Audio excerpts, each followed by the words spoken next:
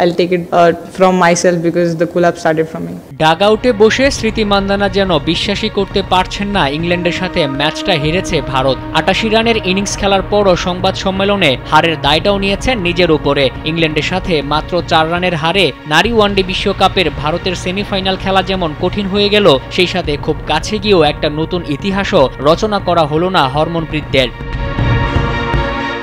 ইংল্যান্ডের দেয়া ২৮৯ রানের টার্গেট তাড়া করে জিততে মান্দানাদের পাল্টাতে হতো নিজেদের রান তাড়া করার ইতিহাসই। ওয়ানডে ফরম্যাটে ভারত নারী দল ২০২১ সালে অস্ট্রেলিয়ার বিপক্ষে সর্বোচ্চ ২৬৬ রান তাড়া করে জয়লাভ করে। ওয়ালটন এখন দেশের সীমানা পেরিয়ে পৌঁছে গিয়েছে ৫০টিরও বেশি দেশে।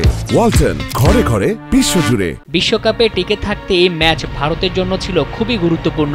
রেকর্ড রান তাড়ায় শুরুটা ভালো না হলেও অধিনায়ক হরমন ও ওপেনার মান্দানার ব্যাটে ভারত দেখছিল সেই স্বপ্নই। হরমন ৭০ বলে ৭০ রান করে ফিরে গেল মান্দানা সাবলীল ব্যাটিং করে ম্যাচে টিকিয়ে রাখে ভারতকে। তবে সেঞ্চুরি থেকে ১২ রান দূরে থেকে ৮৮ রানে মান্দানা আউট হলে ম্যাচে ফেরে ইংলিশ নারীরা।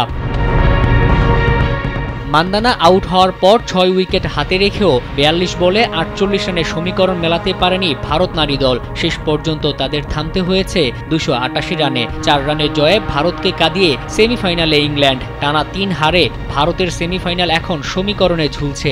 সাথে নিজেদের ইতিহাসের সর্বোচ্চ রান তাড়া করার রেকর্ডের খুব কাছে গিয়েও ফিরতে হলো খালি হাতে। বাকি ম্যাচগুলোতে ঘুরে দাঁড়িয়ে নিজেদের মাটিতে হওয়া নারী ওয়ানডে বিশ্বকাপে কি টিকে থাকতে পারবে ভারত? মোহাম্মদ মাসুম, কালবেলা।